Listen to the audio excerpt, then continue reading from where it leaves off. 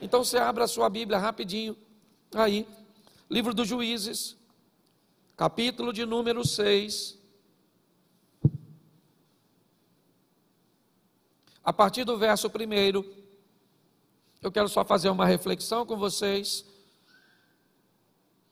até porque eu acho que o ambiente aqui bíblico é bem parecido com tudo aquilo que nós estamos enfrentando, então eu vou ler bastante, mas vou falar pouquinho. Vamos lá.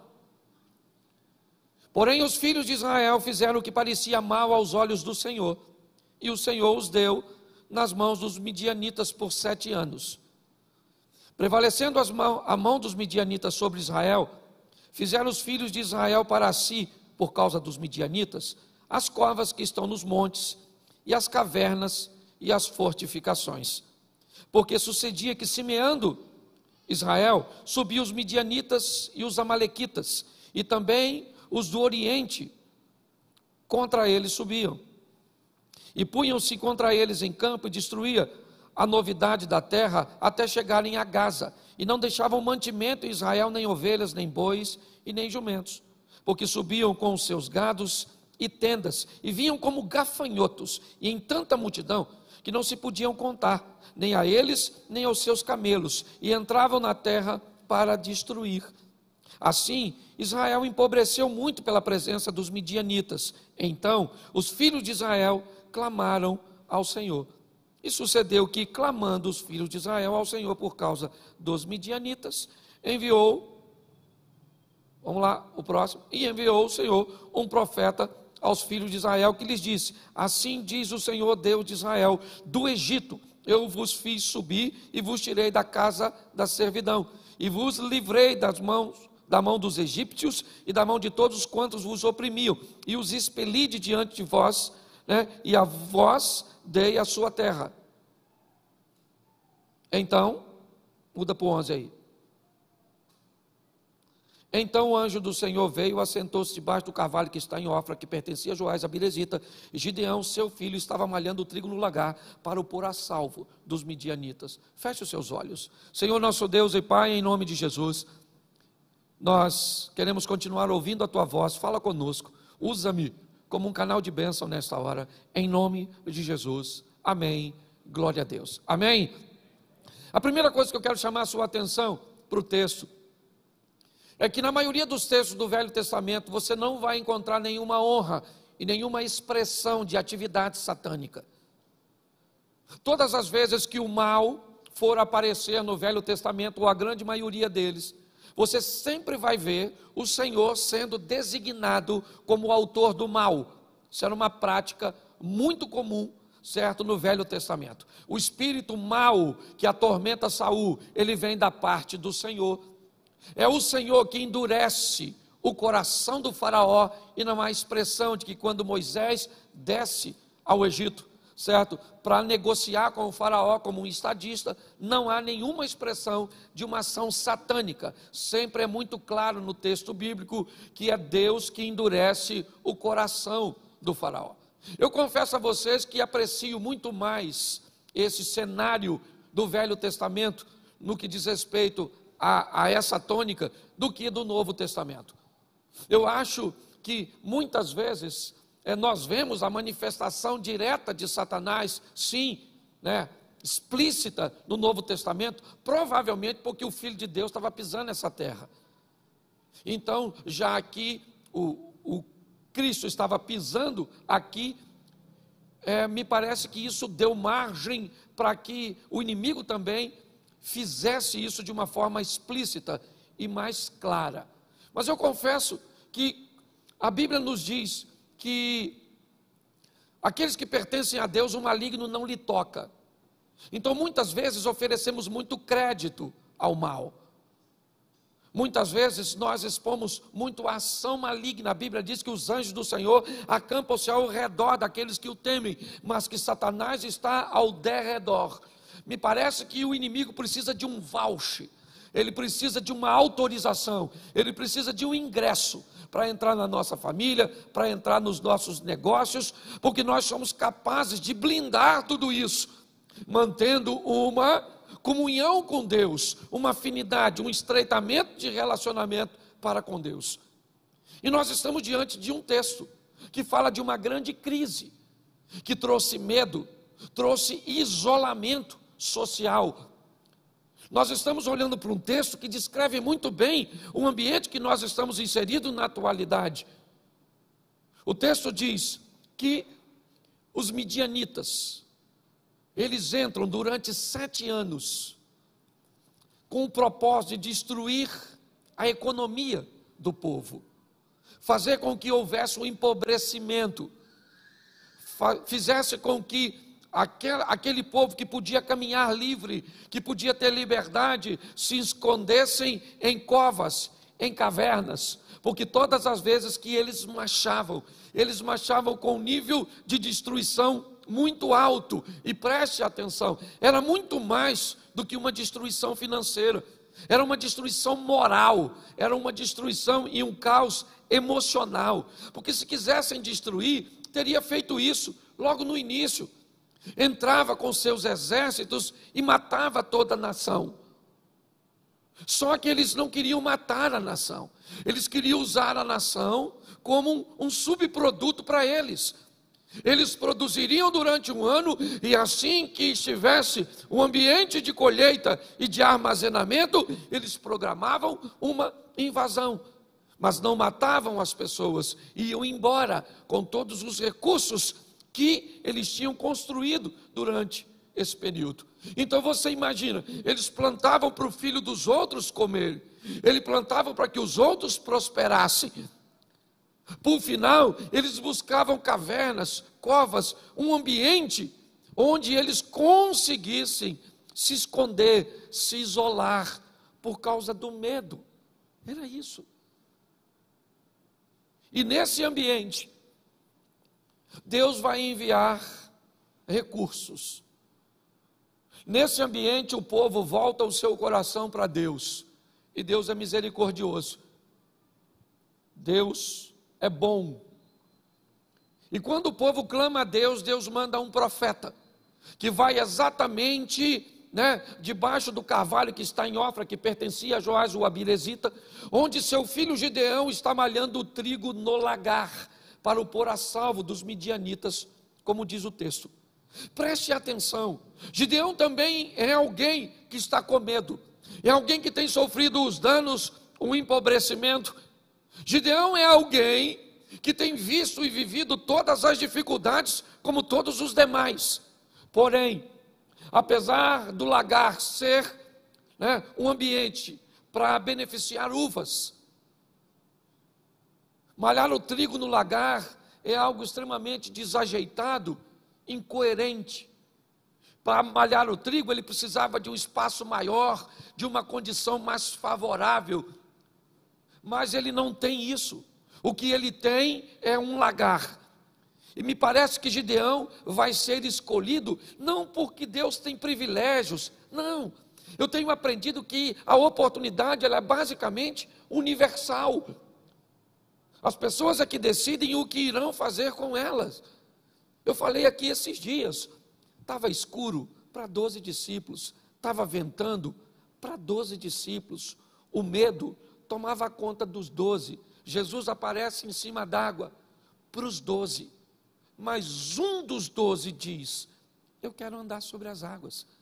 E por que é que os outros 11 não andaram? Porque não quiseram. Se quisesse ir, o poder que Jesus tem, daria suporte para todos eles andarem sobre as águas. Imagine se fossem mais ousados, dissessem para Jesus, já que estamos aqui, vamos embora a pé, andando sobre as águas. Você vai me convencer que na linha do vale de Elá ou de Socó, onde Davi se predispõe a desafiar Golias, isso não poderia ser feito por nenhum outro soldado de Israel? É isso que você quer me dizer? É isso que você pensa?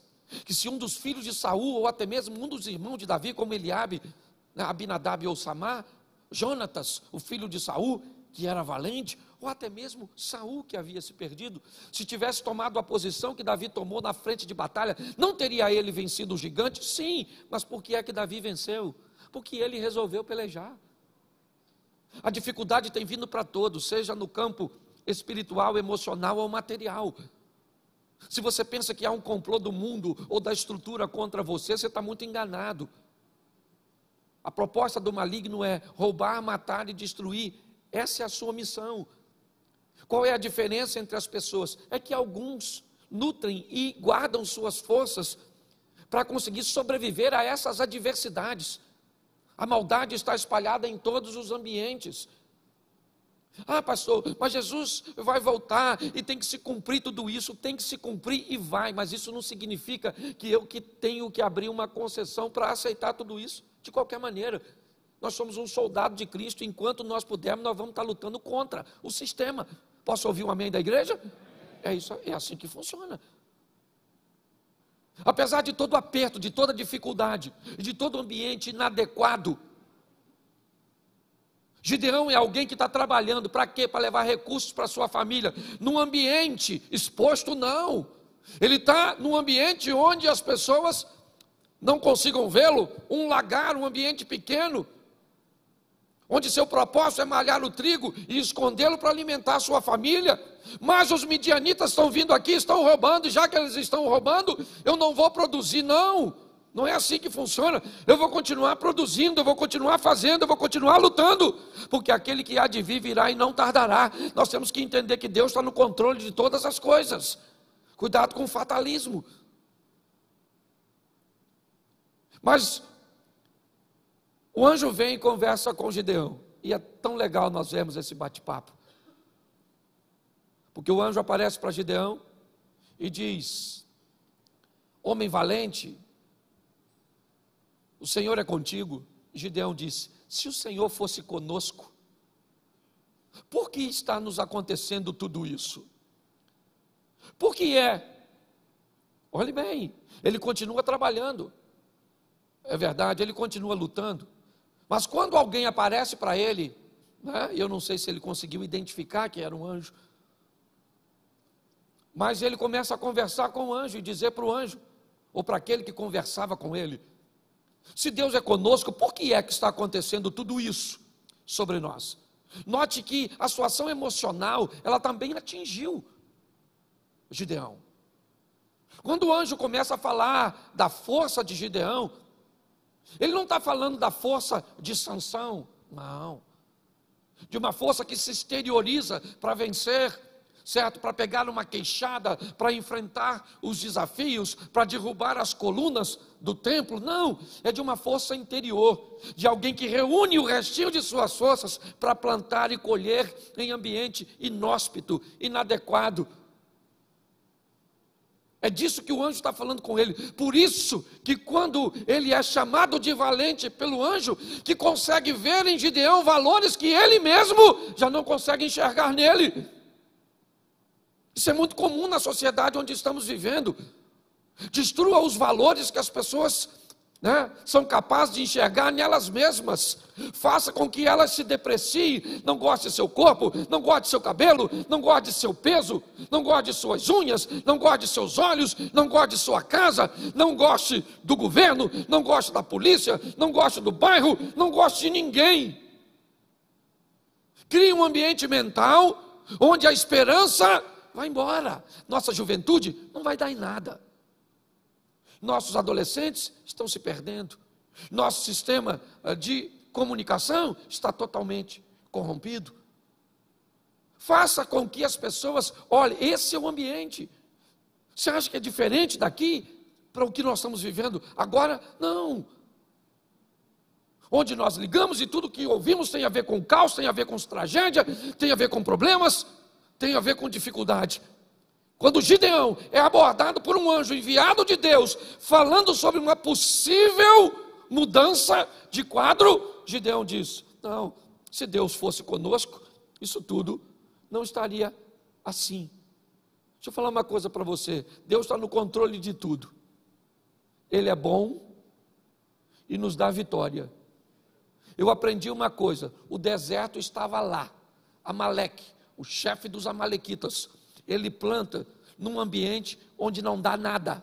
Isaac vai plantar perto dos amalequitas, e ali Isaac colhe.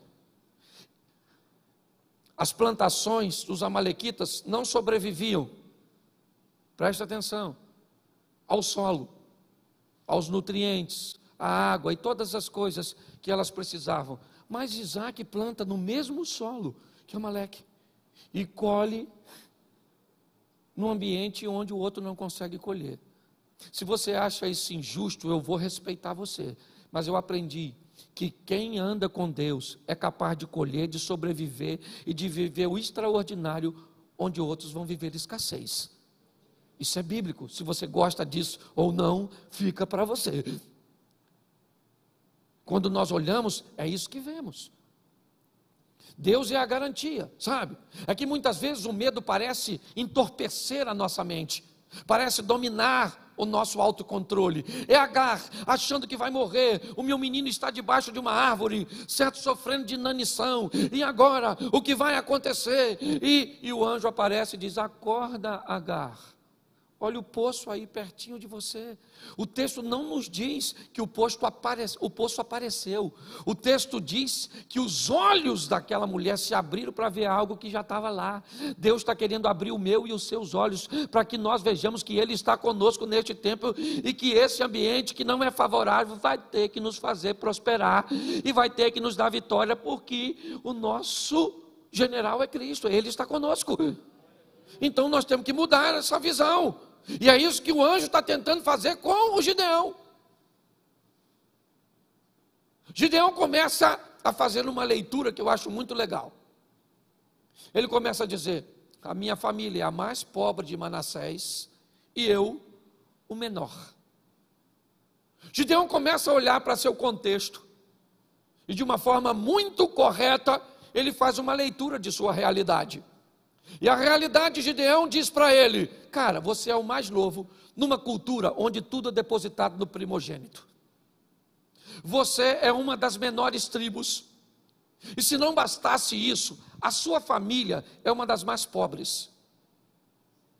Gideão está dizendo: eu não tenho a influência do dinheiro para garantir o meu posicionamento de um líder para subjugar os midianitas. Eu não tenho a força da liderança de um primogênito que teve a escola de treinamento, sendo treinado por seu pai para treinar seus irmãos. Eu não tenho isso. Ele começa a mostrar o quê? Que ele não tem dinheiro, que ele não tem recursos, que as possibilidades de que aquilo aconteça na vida dele são remotas, são basicamente utópicas, surreais, impossíveis. É isso. É isso que esse cara está descrevendo. E com quem que ele está conversando? Com o enviado de Deus, onde o enviado de Deus está dizendo: eu estou levantando você para que você lidere uma revolução. E ele está dizendo para Deus: não vai dar, eu não tenho dinheiro, eu não sou o primogênito, eu sou o menor, não tem como, o senhor deve ter vindo debaixo da árvore errado. É isso que ele está apresentando. O quadro dele é tão ruim, gente, que ele pede não para Deus provar uma vez que está com ele, mas duas. Gideão está olhando e diz: olha, então eu preciso de uma prova. Eu disse: olhe bem, por muito menos a paciência de Deus se esgotou com outros. E por que ela está se prolongando com Gideão? Porque Deus trata pessoas com individualidade, entendeu? E na individualidade o ambiente é totalmente diferente. São 7 anos de problemas, 7 anos de escassez, 7 anos de humilhação. É isso. É perfeitamente aceitável que as pessoas sejam capazes de mudar e de transformar sua vida em tempos diferentes, porque são treinadas e vivem em ambientes emocionais diferentes. Nós temos aqui na igreja gente que entrou aqui há 2, 3 anos e está muito mais à frente em seu ambiente, né, de conhecimento bíblico, em seu ambiente de relacionamento com Deus, do que pessoas que já vieram de 10, 15, 20 anos no Evangelho. E por que isso? Porque umas são relaxadas e outras são mais aplicadas? Não, porque pessoas são diferentes. O que Gideão está falando com Deus é: eu estou te apresentando, Senhor, as minhas dificuldades e as minhas limitações. E é perfeitamente fácil de entender, pois ele mesmo descreve. Eu não sei a idade que esse cara tinha, mas 7 anos, suponhamos, né, que ele tivesse 30 anos, e durante 7 anos viu tudo isso acontecer, é tempo suficiente para permitir que ele tome essas decisões. Deixa eu falar uma coisa: hoje você está meio confuso, hoje você está meio para baixo, esse ambiente pandêmico de notícias ruins, de caos, de STF, de problemas aqui, a segunda onda do Covid, e todas essas coisas, a ausência de garantia, o lockdown e tantas outras coisas que estão acontecendo, é perfeitamente normal. Todos nós estamos inseridos nesse ambiente. É um ambiente aparentemente de segurança para todos nós. Mas nós temos uma garantia em meio a tudo isso e não podemos esquecer: o Senhor é conosco, e se o Senhor é por nós, quem será contra nós? Você está entendendo? Nós podemos sofrer o impacto de tudo isso, sim, porque somos seres humanos, ligamos as mídias, olhamos as coisas, é tudo isso que ouvimos. Mas nós temos uma informação que se sobrepõe a tudo isso, que é que Deus está conosco, que a garantia da nossa vitória está no nosso Deus, no Todo-Poderoso. E quando olhamos para isso, é sobre isso que eu quero caminhar com vocês agora. Mesmo olhando tudo contrário, desfavorável, nesse ambiente, Gideão resolve se posicionar. Ele não está muito bem, ele acha que não vai dar muito certo, mas ele faz a convocação. Ele já recebe a aceitação da liderança, e ele então chama o povo para ser liderado por ele. E para surpresa de Gideão, aparece quantas pessoas? Quantas? 32 mil pessoas. Pensa nisso. O cara que achava que ninguém ia seguir ele, agora do nada ele faz uma convocação e Deus faz com que 32 mil pessoas. Deixa eu te mostrar esse texto aqui. Espera aí. Me ajuda aí se alguém tiver com ele na mão.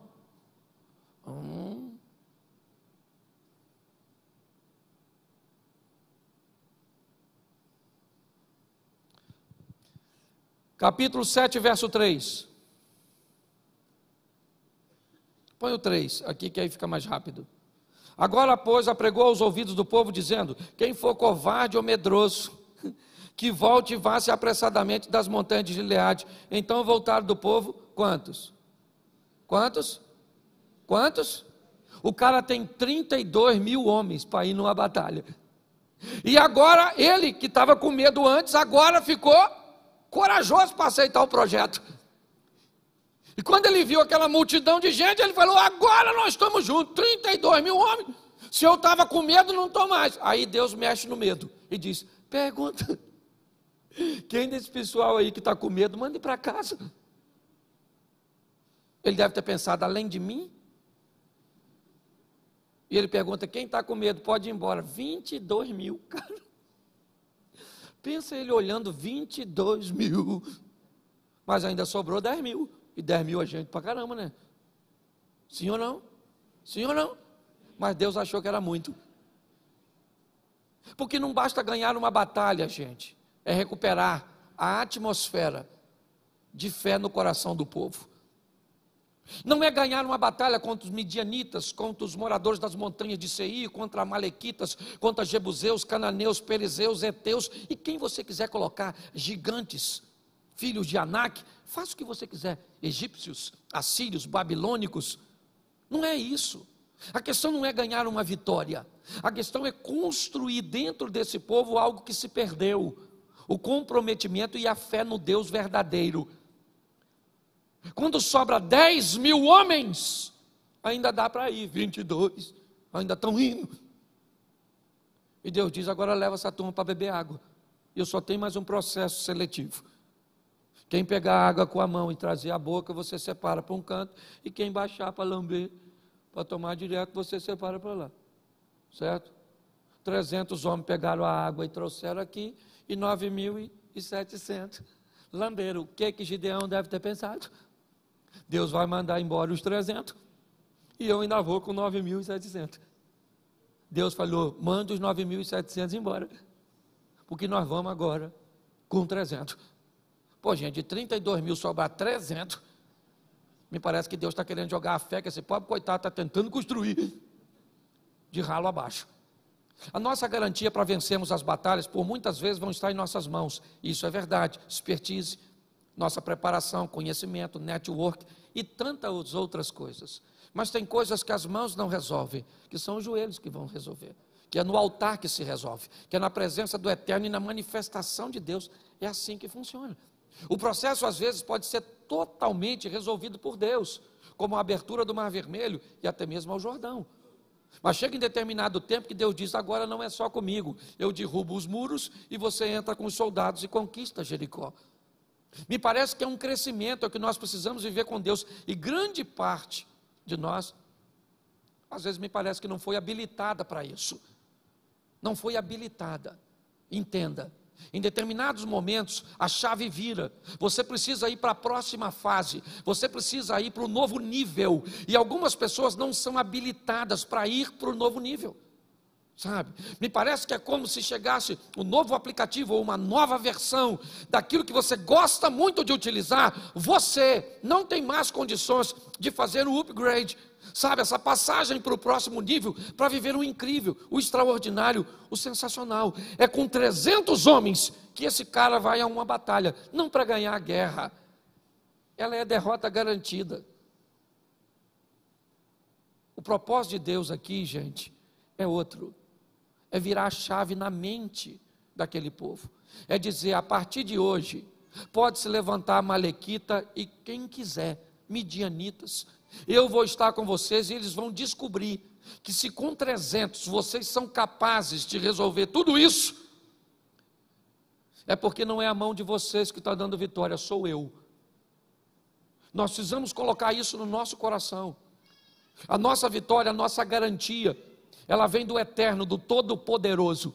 O difícil, o mais difícil hoje, pasme vocês, é criar esse ambiente do up, sabe, essa coisa dessa passagem para o próximo nível, é fazer com que a igreja acredite no que a Bíblia vem dizendo há muito tempo, e pessoas já viveram algo extraordinário e vivem, mas é esse ambiente de caos, deformador, que tem atingido a mente das pessoas. Então passe a canalizar suas forças para a realização de seus projetos, e pare de reunir suas forças para inventar ou para conseguir desculpas para o seu fracasso. Desse ambiente, Gideão ganhou uma batalha, é verdade, mas muito mais que uma batalha cuja qual ele nem teve que pelejar, foi o que aconteceu na mente das pessoas. Nós estamos lutando aqui há muito tempo para que as pessoas virem a chave. Por isso, a nossa pulseirinha, eu até no banho deixei em casa, Romanos 12:2, certo? Mude sua mente, mude sua vida. Nosso propósito é levar você para a próxima fase da sua vida. Mas isso só é possível se você desejar fazer essa transição. Independente do ambiente religioso que você viva, onde Cristo é o Senhor. Eu vi uma frase essa semana passada que gostei muito. Às vezes, terminando o culto ou falando com a internet, nós tínhamos o hábito de dizer, você que está aí, procure uma igreja mais próxima da sua casa. E alguém me corrigiu e me disse, pastor, quando for dizer isso, diga, procure uma igreja mais próxima da sua Bíblia. Porque tem igreja que está mais próxima da sua casa, mas está muito longe da sua Bíblia. Vamos viver uma vida onde o nome do Senhor seja glorificado através de nós, onde a próxima geração, certo, vai até ler a Bíblia, mas muito mais do que ler a Bíblia, ela vai olhar para a nossa vida. Quando Jesus muda a história do endemoniado, Ele não diz, vá para a sua casa e fale para eles o que eu fiz por você. Vá para a sua casa e mostre para eles quão grandes coisas fez o Senhor por ti e como teve misericórdia de ti. 2 anos e meio depois, Jesus volta por Sidom e Tiro, ao território de Decápolis e 4.000 homens, sem falar mulheres e crianças, estão prontas para ouvir o que Jesus tem a dizer. E o único missionário que ficou lá, Robert, foi um camarada que andava nu, atacava as pessoas, certo? Por quê? Porque ele consegue enxergar valores que nós não conseguimos enxergar.